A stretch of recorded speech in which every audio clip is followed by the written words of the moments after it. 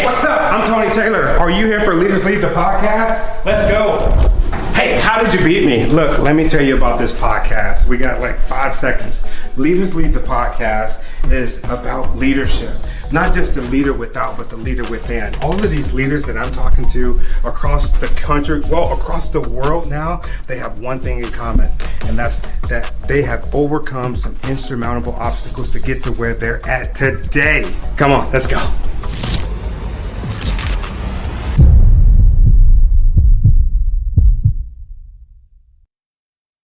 Hey, welcome back. This is Leaders Lead the podcast. I'm your host, Tony Taylor. I'm super excited. Today, we're going to talk about, somebody, one person in particular, Mr. Eric Rogers. I was reading his bio. Normally, we do these interviews. We do them and then we post them later. They're like our secret squirrel stuff to our subscribers. But I was just like, you know what? I'm going to let the world in on my little secret. And my secret is that I talk to CEOs of companies every single week. I'm talking about big companies, millions and billions. I wanted to get the creepy billions, right? Billionaires, all with the hope of extracting their secret. So I don't know where you're at on your entrepreneur journey, but here's where I'm at. I'm getting those secrets and I'm putting them into action. I'm putting every last one of them into action. I'm writing down freaking the information hey, what's up, man? What's up, bro? How you doing? I'm good, man. I started to tell you before we started, dude, thank you for coming on the show and thank you for entertaining me and doing this live. But yeah, man, what brought you here, brother? Man, definitely God, right? God was the driver in this because, I'll just be real with you. 4 years ago, I was sitting on my bed with a fifth of alcohol, a fifth of whiskey, and a gun in my mouth. I was sitting there, I was sobbing, ready to take my life. And not only that is I didn't leave a note. I had no one to call. I had no support system. So beyond that, past that, brought me to that point, right? And, I lived a very dark past, a very dark life. And I just want everybody to know out there, like, don't matter what you're struggling with. You can grow your life into success or, purpose. It's completely possible. It doesn't matter how broken, how much baggage or whatever you've been through. If you put in the work, if you have the right mindset, if you have the right vision, you take action, like you just said, you can really get somewhere good. And so, but I don't know how it's too bad. It's too dark. How do I get through this? Because that's what people ask me all the time. Right. It sounds good, but what works? Yeah. Number one, taking responsibility, right? Yeah. And I think that moment with the gun in my mouth is when that happened. Because, I'll take you back to the age of 7. I was molested by a Sunday school teacher. Yeah. By the age of 8, I was taking drugs. I was a drug addict from 8 years old to 24 years old, which is the time where I had that gun in my mouth. And, everything between that was dark. And, the way I was raised up by my parents, I was choked. I was drowned by my father. I went through a lot of things. And then, coming out of high school, I got kicked out. I was homeless, went to jail. And then, it pushed me in a life where I had to figure my stuff out. I don't know if I'm allowed to cuss on here. I will. No, go ahead, man. No, okay, man, cool. It's kind of part of me, bro. No, it's all good, man. I actually, I'm immature, man. When I hear people cuss, I kind of smile. I laugh. No, go ahead, awesome, man. We're talking, man. This is your story, man. Yeah. And so through all the darkness, it pushed me in a place where, I had to figure my shit out. And I did my best with what I knew and I did pretty good. And I actually, coming off the drugs, I actually put myself in detox. I didn't have a support system. Nobody asked me if I wanted help. I've lost everything in my life 3 times. Wow. And this was my realization that, hey, I can't live like this. I got out of jail. I was 18 years old. I was 145 pounds. I sucked up. I had been eating 16 years. And so, or it was more like 12 years at that point. I was a heavy methamphetamine addict, cocaine, pills, Adderall, you name it. And I really tried to get my act together. So I displaced myself in the woods in Lake Tahoe in the summertime. and I threw away my phone and I detoxed for 4 months. I got clean. And the only way I was able to do that is to separate myself from my environment, right? The toxicity, and put myself in a new environment where those bad habits weren't possible. I got out of it. But one thing I didn't do was heal, right? I didn't do any of the inner work. And so once I was clean, I got out of the homeless situation. I found a job. I met my wife and we fell in love, bro. We got married. It was amazing. She's an amazing woman. And then we had a kid. But what happened is because I didn't heal from the inner pain, all that hurt, is I started to fall back into it, the same patterns. And it was really it was running away from the trauma. It was running away from the pain that I didn't want to face. I didn't want to feel it, and an addiction happens, in my opinion, addiction happens when you're running from pain. It doesn't really have anything to do with the substance, because I know a ton of people that can do a drug and they're not hooked on it for life. But if you're doing it to run from pain is where you really start to connect with that addiction. That's the problem, right? Right. In my opinion, right? There's obviously a ton of opinions, but like I hadn't fixed that pain. So I started falling back into that. And when my son was 1 year old, I was that piece of shit again, and I woke up to my wife with her bags packed, with my son in the car. And they said, "We're moving out of state. You're no longer allowed to be a part of our life. We're done. We're gone." I was too toxic. I wasn't a good father. I wasn't a good husband. And, I pushed myself even further in addiction for 4 months. So I was drinking a fifth a night. I was doing drugs, whatever. After that, right? After that. Because you're probably thinking, I ain't got nothing else to lose, right? Right. And it was that 4-month mark where I decided, I'm like, I've lost everything, bro. Like, no one's here. And it was a victimhood mindset, which, we've all been there. But I wasn't blaming any of this on me. I was blaming it on the molestation. I was blaming it on, the father. I was blaming it on my brother and sister. I was blaming it on my wife. You know what I mean? Everybody else's fault. Yeah. Yeah. And then when I had that gun in my mouth, I had a vision. And like, be real with you, that vision was my wife being loved by another man, my son calling another man dad. And that I had a lot of jealousy in my heart from that. I was like, oh crap, like this is real, right? I can't run from that. And so that got me to pull the gun out of my mouth. And what happened was I realized that I put myself here because my wife never did anything bad to me. My son never did anything bad to me. My family might have, but my wife definitely didn't. And so she was kind of a key factor in me realizing that it was my fault. And when I realized that, when I took responsibility that I got myself here, then I also took responsibility that I can get myself out. And so that vision that I had of somebody else loving my wife and my dad, my son calling another man dad, I realized that, I was like, that's going to be me. Like that's my goal. That's my vision. I can be that man. And so the next day I quit drinking. I quit doing drugs.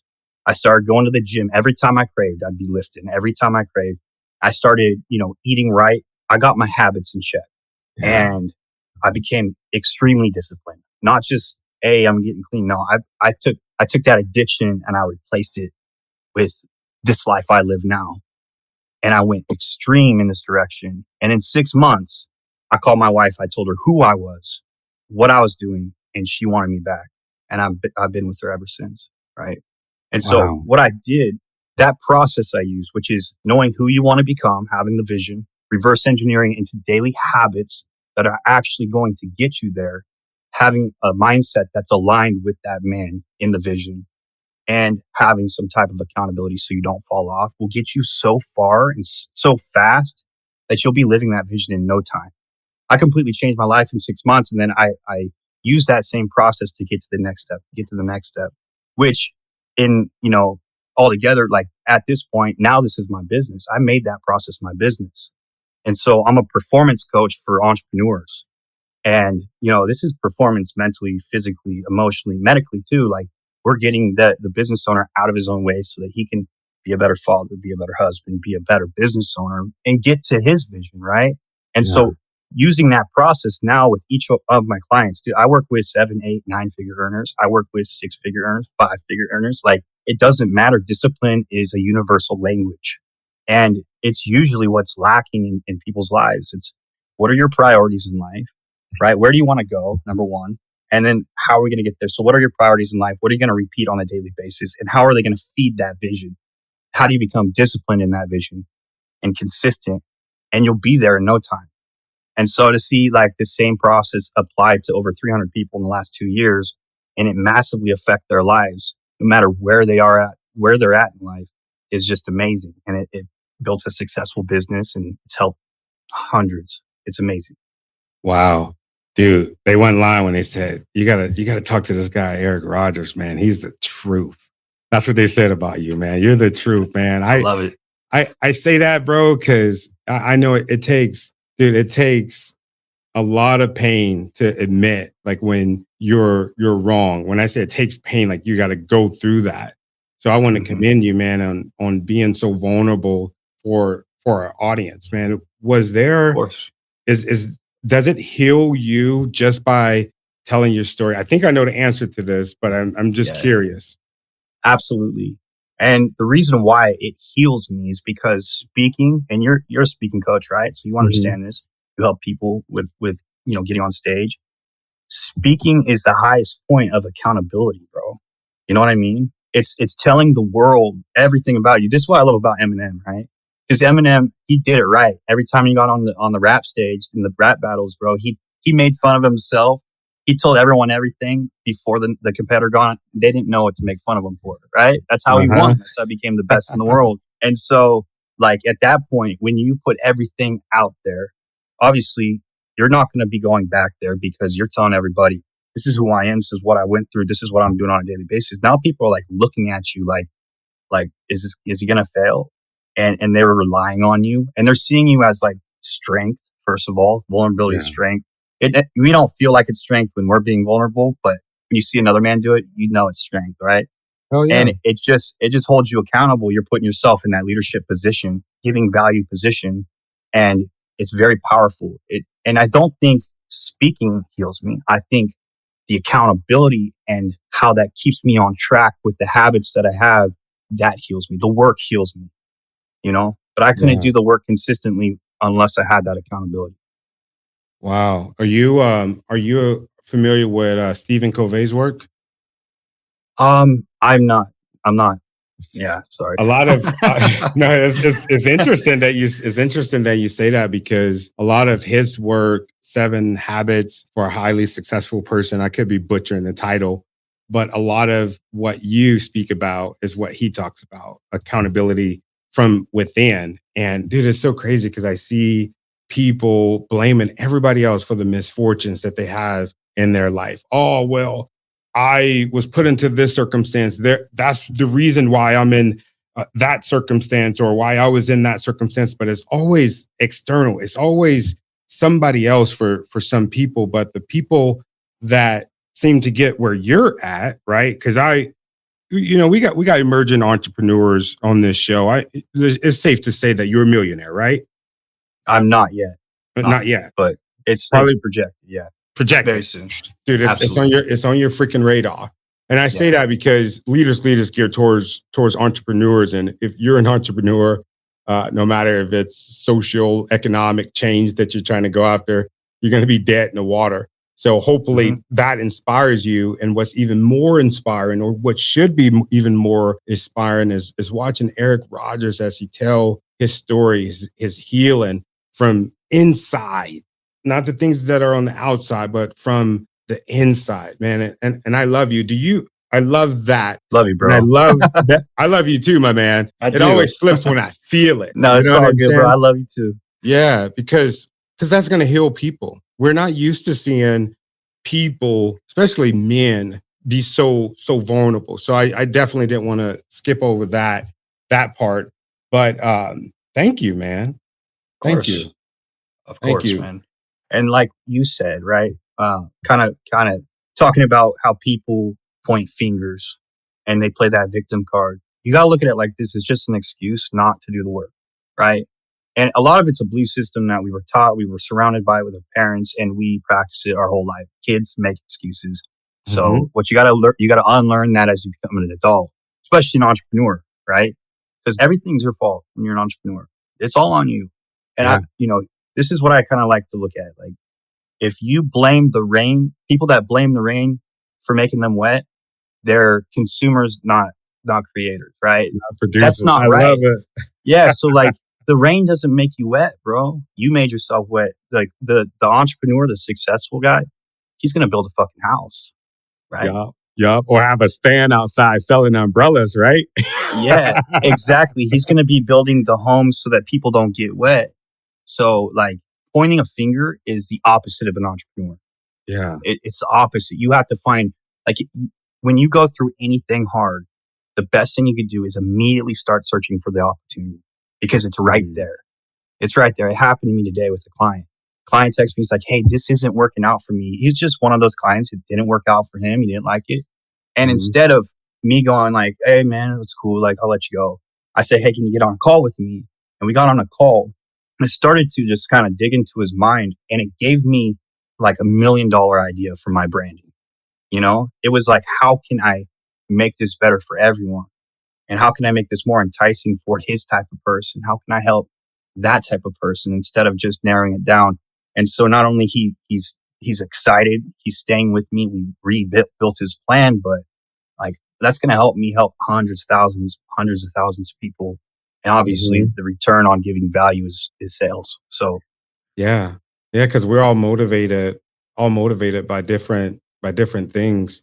Yeah, dude, that's incredible. How, oh, I was gonna ask you, I want to switch gears a little bit. You being an entrepreneur, what would you say was the biggest challenge you had to face internally in order for you to become successful? 100% self-doubt, Damn. right? Mhm. 100% self-doubt. And, you know, I do know that and this is crazy to me, there's people in this world that don't doubt themselves. And I know why. And that's why it's important as a parent to believe in your kids and teach them how to believe in themselves. Because as they're developing, if you at any point repeat to them that they're not good enough or make them not feel good enough, right? Then they're going to grow up having those struggles. I was raised by a dad that told me every day, not only that I'm not good enough, but he beats like discipline into me. You know, like it wasn't just like he multitasks. It's like choking and saying it. I could laugh about it now, but like, yeah. So when I, which drove me more into addiction, like, hey, I'm not worth anything. I might as well just get high, right? I might as well. Right? Yeah. Exactly. It made me feel worthy, right? Actually, I can tell you this is drugs saved my life in a lot of ways. I probably would have killed myself a long time ago if I didn't stay high. So everything that happened for a reason. But as I started building this business, dude, I couldn't even get on a camera. I couldn't even put the camera in my face. Like I had so much insecurities with money, with financial success, sales, like I would literally just keep telling myself that I'm not going to make this sale, or, nothing is happening. All this bad self-talk, it was imprinted in my head. It was my identity. I had convinced myself from what I was taught from my dad that I will never be good enough. Right. And this is my motto for every negative thought pattern, every negative habit, every negative emotion. There's a positive action to reverse it. Yes. And it's always the opposite. So like if you struggle with fear, then you need to work on your faith through action, like self-affirmation, speaking it out loud. If you struggle with anger, you need to show love. And I mean, once you start feeling angry, go give your wife a back rub, like force yourself. When you start feeling depressed, smile, put your shoulders back and smile and force it. It changes the state of your heart. Yeah. And neuroplasticity says if you repeat something long enough, then it becomes a part of your identity. Right. The book Psycho-Cybernetics changed my life. That book changed my life. It taught me all these tools of, who's the author of that one? It's Maxwell Maltz. Maxwell Maltz. Okay. Yeah, okay. Cool. Yeah, it's just about taking repetitive action against your negative whatever.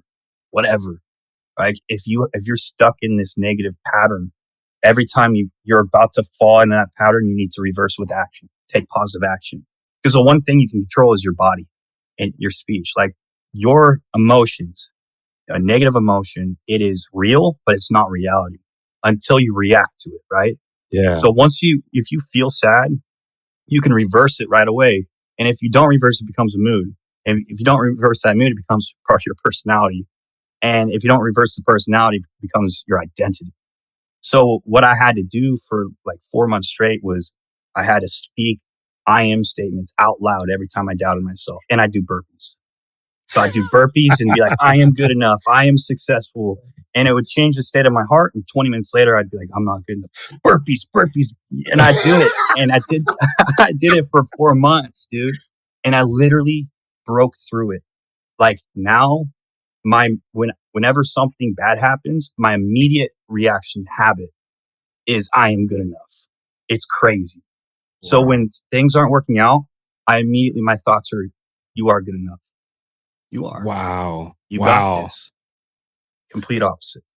Dude, there's a common denominator in no matter, and we'll get to what you do, because I want people, whoever's watching this live, don't log out, because I want you to hear what Eric does. Like, we're giving you the inspiration, right? He's inspired. Now we're going to teach you in a bit what he's inspired to do and how we do it, because this is the secret. This is the blueprint, because I feel like there's a bunch of Eric Rogers out there and they're just like, oh man, I want to know what he's doing. I want the secret ingredient. And that's why you logged on to Leaders Lead the podcast. But before we go there, man, I'm noticing another commonality that, just from talking to all the different leaders that we had on the show, they echo the same thing. And you echo the same thing as, like, we had David Metzler on the show. I know you're probably familiar with his work, right? Yeah. And it's the same thing. It's the things that we tell ourselves, the negative thoughts that we say to ourselves, and reversing it with the positive. And I think that is so key for emerging entrepreneurs, emerging leaders, anybody that's trying to do something. You got to believe it first. You got to be that person and do the things that person would do, that person that you're aspiring to be. The vision. Yeah, dude. It's so crazy because, and let me know if you've ever had this feeling. I feel like sometimes maybe I'm worried that the people around me are like, because of this vision that I have, that they're like, man, he's crazy. I'm always thinking that because, dude, I'm like, I joke with my wife all the time. Sometimes I feel like Doc Brown on Back to the Future. Like, man, I freaking got it. And I'll stay up all night on the whiteboard. Like, you ever have those moments where you believe in something so intense that maybe everybody might think you're crazy? Or, yeah. Yes. It's like something, it's not something that you planted in your head. It's something else did, bro. And I'll tell you, it's like, I'm a big believer in Jesus Christ and God. Like, God put that in your head. And that's your purpose, in my opinion. Or it's at least like, once you hit that, you might have another purpose. It may grow more, but like, whatever that excitement is like what you were put on this earth to do, in my opinion. Because it's like a feeling you've never felt. And it's 100%. Like something, you know what I mean? Maybe love, maybe finding the right girl, you felt like that. But you know, you think of something and you're like, that's it, dude. And when you can feel that, like, that's where you can become more consistent on your way there. But you have to feed the vision. Like, you got to work towards it and you got to visualize it every day. Every in my opinion. Day. Yeah. I love that. And this business, man, tell us about it. Yeah, man. So, I started this business. I was an electrician before this for 6 years, and, COVID hit. You know, I know you have the same experience, and, you know, I got really good. I put on 95 pounds of muscle in 4 years. Yeah. 4 years. Yeah. Dude. And so I started getting eyes at me. I had a couple people reach out, and they're like, at first, you know, it was all about fitness, right? It's like, hey man, can you help me with my goals? So I was like, yeah, sure. I built them a program, and they both lost 50 pounds in 3 months. And thank God they were hard workers. And that happened for a reason, because I don't think I've had a client that good since. It's crazy. And when I lost my job, that's to get you to believe. Yeah, bro. When I lost my job, I was like, maybe this is something I could do. And so I started marketing on Facebook. And, you know, within the first month, I was like, I made $4,000. And then month 6, I was making 6 figures. And I was like, dude, this is it. But one thing I realized is, like, people's bodies aren't their bodies aren't the thing that's broken. It's their mind. It's a spirit. It's, you know what I mean? Like people, your shell, your outer body is a reflection of what's inside in a lot of ways, right? In a lot of ways it is. And so, what I started doing was sharing my story. And then all of a sudden people are like, dude, this is inspiring. This is inspiring. This is inspiring. And it was helping me as well. And so I was leveling up by telling my story. And then I started to create like a brand. And I turned into like life and performance coaching. And really my main focus is I work with entrepreneurs and CEOs because number one, they're driven. They understand the vision. They understand the work, the mentality, and they're okay with accountability, right? We're different breeds, and you know that, right? Oh yeah. Yeah. So they're who I work with, and it's all about performance. All right. What does that look like for the listeners? Like, where do you need performance in your life? Because here's the thing: there's two reasons why a business isn't growing. It's either the strategy or it's the operator. So my job is to get the operator, make sure the operator's not getting in his own way, sabotaging what this business could be, right? And I'm like separating them, like you're not the same thing. I know it's a big part of you, but you are not your business, and you need to separate yourself from that business and operate it, not be it, right? And so it's all about performance. I help you, it doesn't matter what it is. I'm your guy to help you with your personal performance so that you can be an elite entrepreneur, an elite father, an elite husband, an elite wife, whatever it is. We're going to make you better in every aspect of the way. It's showing up at all times. It doesn't matter what time it is. It's like we're not just going to be your best on the business. I want you to be the best sleeper, right? The best husband, the best, friend. It's about changing your core values and beliefs and building character so that it is aligned with the vision that you have for you, Oh, that's dope. That's dope. It seems like if I could use one, and let me know if I'm wrong with this, if I could use one word to describe how you've been so successful, and the one thing in that one word that you teach is performance. Performance. Yeah. And if I had to put a phrase behind that, in order to perform well, this is a student in me, man. I'm doing a case study on you. I love it, bro. Yeah, Thank you. yeah, of course, man. And so the performance in the statement that would go behind that is, in order to perform well, I need to believe in myself. Yeah, absolutely. Hmm. Really, it's like, in my opinion, we all want to get better, and we kind of put our focus on one or two things. And then the marriage goes to crap. And when the marriage goes to shit, like your business goes to shit, or your health goes to shit. And when your health goes to shit, your business goes to shit. Everything, like how you do one thing is how you do everything, right? It's not like your business is your success will never outdo your self-development, right? That's the foundation of everything. It's you. So here's the thing: the businesses that have that do extremely well, multi-billion-dollar business, but you see the owner of the business and he's just kind of like a weirdo and he doesn't take care of himself at all. Yeah. He ain't the CEO. I can tell you that. He hired someone, and that dude goes to the gym every day, and that dude goes on walks with his wife every night, and he goes to church. Like, you know what I mean? Like, yeah. He is aligned spiritually, mentally, and physically with that business. The whole circle. Yeah. It's that Trinity. So it's like, it's alignment. It's making you, it's like the personal brand. Like, you want people to follow you. Like, they need to see you, your presentation is everything, right? Yeah. But then you start talking and they're like, dude, this guy is giving value. And then they see you take action and it clicks. They're like, this is my guy, right? Yeah. It's all about just fully aligning. So whatever performance an entrepreneur needs help in his life is what I help him, So that's all good. levels, bro. So in a sense, you're like their mentor throughout the process, right? Yeah, I like to call it like, I'm your guy. I'm your guy. I love that. I'm your guy, bro. Who has been your guy or gal or person that have helped you along the way?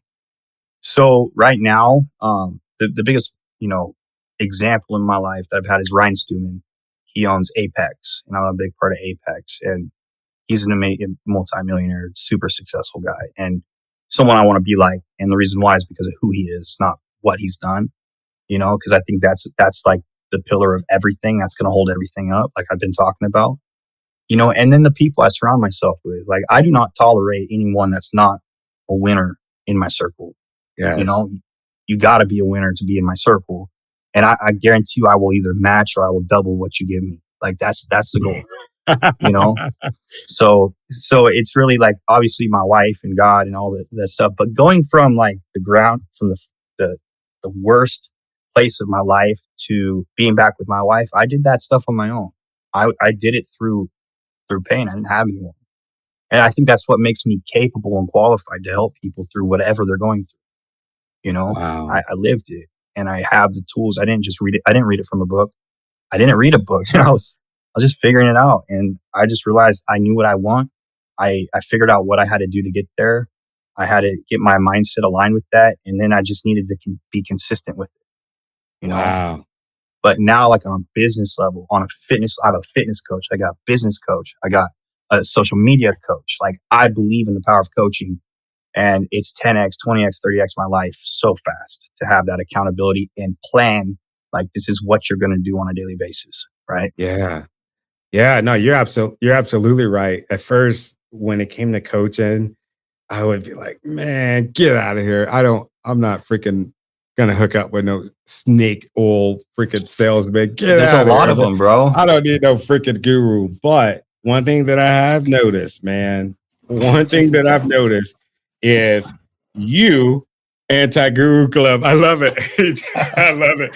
But one thing I noticed, man, you can't know and be everything, right? You can't know and be everything. There's people out there that specialize in certain stuff, like with equipment and all of this stuff. And I don't know how to use none of this stuff, right? Right. I had to get somebody to freaking coach me up on it. So, dude, that's interesting. I'm gonna go through some comments really quick, if you don't For sure. mind. Vanessa C. Gomez says, and it's not your responsibility to live your life the way others want you to live. I agree. 100%. What people think of you is none of your business. I love that. That's one of the Yeah. great Les Brown quotes, man. Don't hold back. Be weird. Be weird. I love it. Go Great piss message. people off. Yeah. Just do it. Yeah. It's going to happen. Thank you, Andy. I appreciate that, brother. What's up, Joel? Yeah. We got some other ones coming through, but yeah, man, I just want to focus on you the last minute that I got you, because I know you're a busy dude, man. I just want to tell you thank you, man. You're doing some really cool stuff, and I know our audience is definitely inspired by this conversation, and it just hits home to me as far as the belief part. You and I know it doesn't matter what level you're at, you need to hear this kind of stuff, right? Yeah. You need to hear somebody else that's in the trenches, just like you are, that's fighting, and you need that level of accountability. So anybody that's looking at this and that's what you need that accountability. Eric Rogers is your guy. Reach out to him. He's not just walking or just talking the talk. He's freaking running, and he's running at a very accelerated speed. Like I said, I'm highly inspired by him. Before he came on the show, everybody's like, you got to get this guy on your show. He is absolutely killing it. So, Eric, where can they find you at, brother? So I just got banned off Instagram because I'm doing things right. I want to hear this story. Yeah. So, it's just people. So my content it's intense. I'm an intense guy. That's who I am. I used to be told that, that was a problem, and I embraced it, and it's actually gotten me very far in life. I'm the type of person that I don't cut corners, or I don't bullshit people. Like, I tell my clients and my followers what they need to hear, not what they want to hear. And I do it out of compassion and good intention. And so, they follow, right? And so, some people don't like it though. So enough people click that report button and boom, it's like 12,000. No, yeah, like 12,000 followers. It wasn't crazy. But I'm the most active on Facebook. I have a Facebook group. Can I put in the chat? Go ahead, man. Post it on here. Yeah, definitely. Okay, cool. Definitely. I'll put all your information on there, man. Awesome. So here is my free Facebook group. It is $1 Million Mindset. I just started it last week, but it is going. I'd love for people to go in there. I have a ton of free resources for you guys. There's gonna be a lot of value in that group coming. And then if you are interested in like booking a call with me, go check out, what I do. There's a quick video and you guys can learn more about me.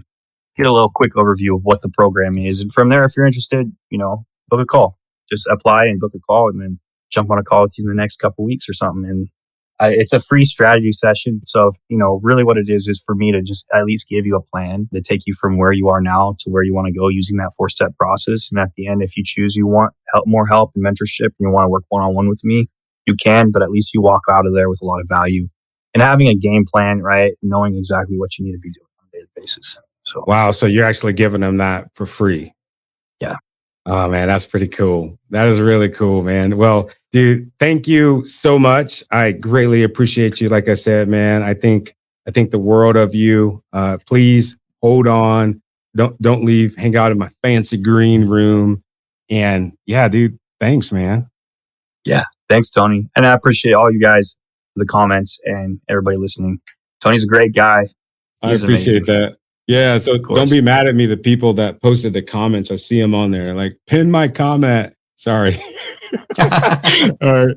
Yeah, so there you have it. Eric Rogers. He inspired me today. I've been thinking a lot about the pace that we're going at our business. And I'm just like, yeah, man, we need to move faster. We need to get a little bit more discipline in areas. These are all the different notes that I've been writing. I need some of that Eric Rogers juice because we're running full speed, but I ain't gonna lie. Sometimes I'm just like, oh man, can I just make it through this day? Instead of saying, I'm gonna make it through this day, we're gonna freaking kill it. We're gonna hit all our targets, right? That's the way that we should be thinking, right? We are what we think about.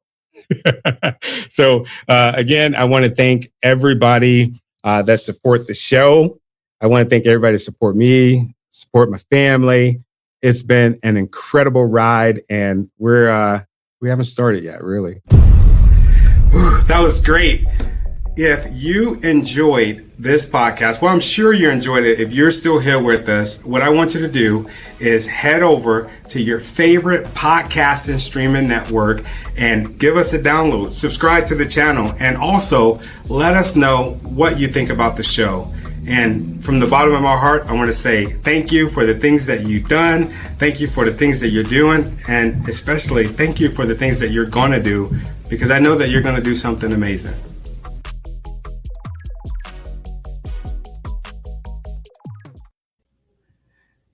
Somebody said, oh man, that's a fancy outro. But did you hear the freaking person walking in the background? We ain't fancy, man. We're working. All right. I'll see y'all later.